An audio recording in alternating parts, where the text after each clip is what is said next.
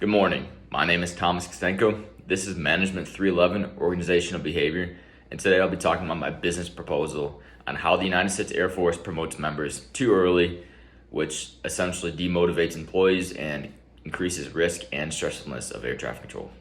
So start from the top.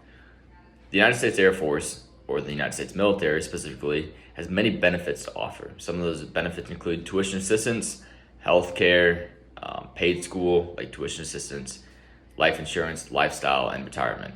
So let's roll up to the top. We got paid school. Like I said, tuition assistance. In the United States Air Force, tuition assistance offers $4,500 fiscal year per individual. So just like me, I can exercise at $4,500 a year and go to school up to $4,500 a year.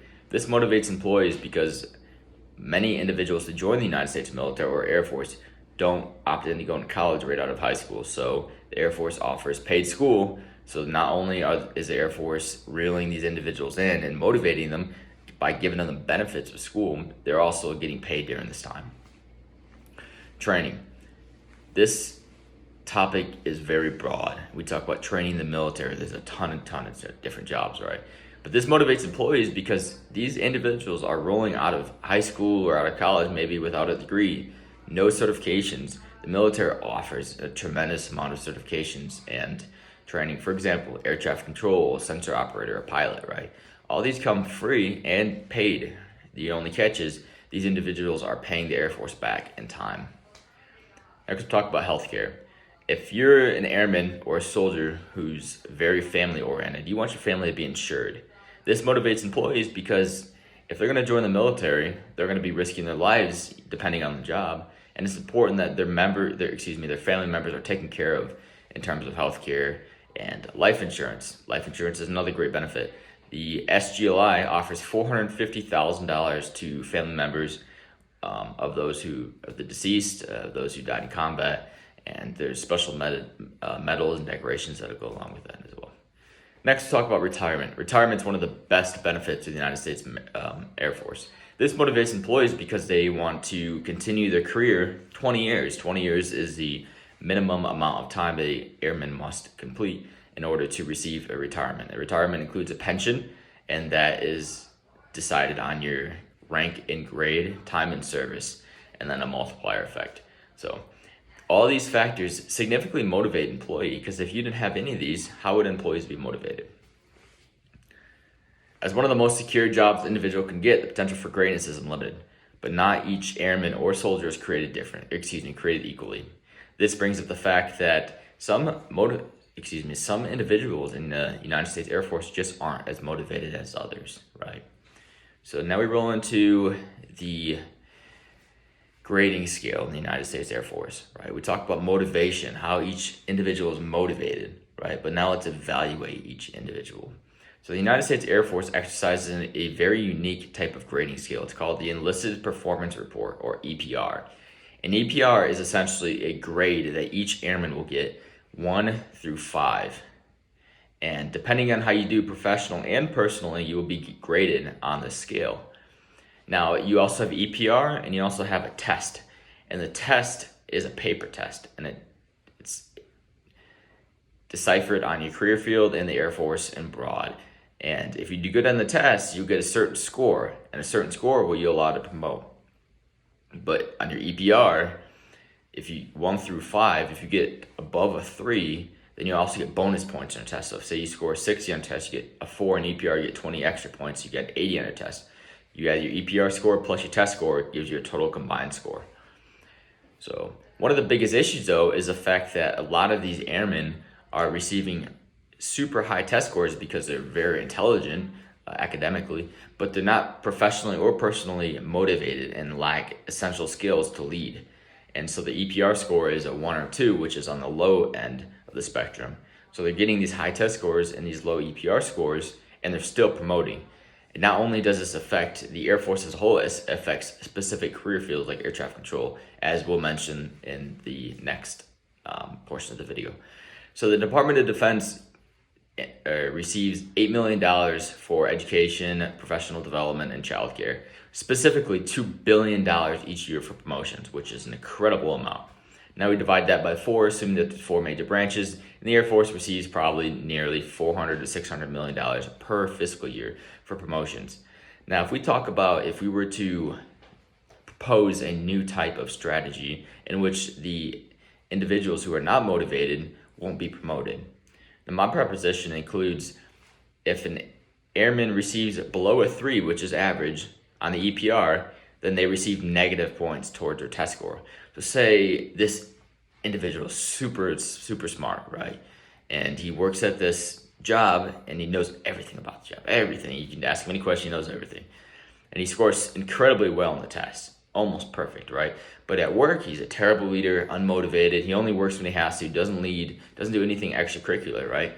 So this airman receives a 2 on his EPR. Well, the 2 reflects in negative 10 or 20 points towards his test because it's so poor. You almost have to go out of your way to receive a 2. So this individual received a 2 on his EPR and a 80% on his test.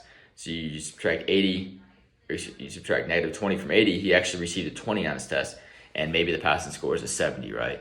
So this is important because you're filtering out these individuals who may be very intelligent academically, but have terrible leadership and followership skills, who just can't perform basic leadership duties. As mentioned before, that these bad leaders not only cause hazard in certain career fields, but in the branch in general. Now we talk about the cost analysis benefit of the new business proposal. It'll cost $400 to $600 million. If we were to reduce the promotions by 30%, we're looking at a savings of $125 to $175 million per fiscal year. This money could be allocated towards separate things, funds, fundraisers, maybe, depending whatever the Air Force wants to do with it. So let's talk about the risk analysis of this. So in air traffic control, my career field specifically, I see a bunch of these individuals because in order to get into such career field, you have to have a high ASVAB test score. And a lot of the individuals I work with are very academically smart, but they have a hard time making decisions ethically. Of course, the training has helped, but one of the biggest issues is that you have these leaders that have been ranked up through high test scores, not so much high EPR scores, and they're put into these stressful situations where they're having issues and they're faltering. This not only causes stress on the younger employees like myself, but also the unit as a whole. So air traffic control as one of the most stressful jobs, an increasing amount of aviation and air traffic controllers must continually perform at peak performance. Some of the multicultural differences include language barriers, poor training, and infrastructure. So imagine you have this leader that can't make decisions, has a hard time leading, and is leading 10 people, right? And they're working with multicultural nationalities in different countries, right? And they're having language barriers, and the other countries aren't trained up to the same level, and they're having poor infrastructure. Not only is this leader bad at his general job, right? But they're also having to deal with language barriers, poor training, and poor infrastructure, which just adds a cherry on the top, right? So how this cost analysis and change negatively affects decision making and risk mitigation in air traffic control. So the cost analysis, right, is that we're saving aircraft and personnel on a daily basis. We're expediting the safe and expeditious movement of civilian and military aircraft. And it's important that these leaders who are in charge are able to make a decision on the spot, be hard and stern on their decision, right? But if we have these individuals who are receiving high high test scores and low EPR scores, they're not really making great leaders, and they're negatively affecting air traffic controllers and the Air Force as a whole. As we continue to discuss the amount of poor leaders in the career fields or the Air Force in general, let's talk about the mitigations in air traffic control as mentioned before.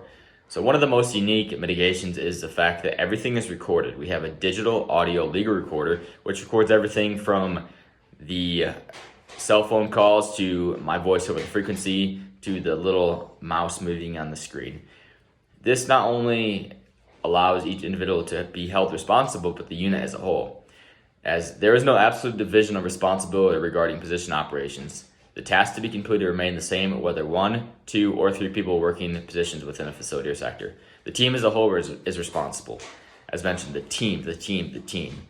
We as a team are responsible for each other's actions. This creates a sense of stableness and effectiveness in the workplace, because if I sink, everybody else in the facility sinks. So it's important to train to the highest possible standard to make sure these individuals who are eventually filling in the voids in the workplace are able to perform at the peak performance in aviation. So let's recap on the business proposition. Members of the United States Air Force should not be promoted if they receive low EPR scores and a high test score. This demotivates employees even though the Air Force offers significant benefits: tuition, training, healthcare, life insurance, and retirement. The cost and analysis benefit of reducing the amount of promotions is about $125 to $175 million per fiscal year in the United States Air Force. This money could be used elsewhere, as mentioned before. Additionally, in air traffic control, having these leaders not perform their duties as a sergeant, for example, if they were to be promoted and they were a bad leader, but they're very smart, they don't have the essential skills to perform the basic duties and do a good job at it, essentially. Overall, I think this decision should be implemented, and I think the Air Force could truly benefit from having better leaders who truly understand the importance of leadership, followership, and understanding basic responsibilities of the position that they will be applying for, essentially, as a sergeant in the United States Air Force. So this wraps it up. My name is Thomas Kostenko. This is Management 311 and Organization Behavior.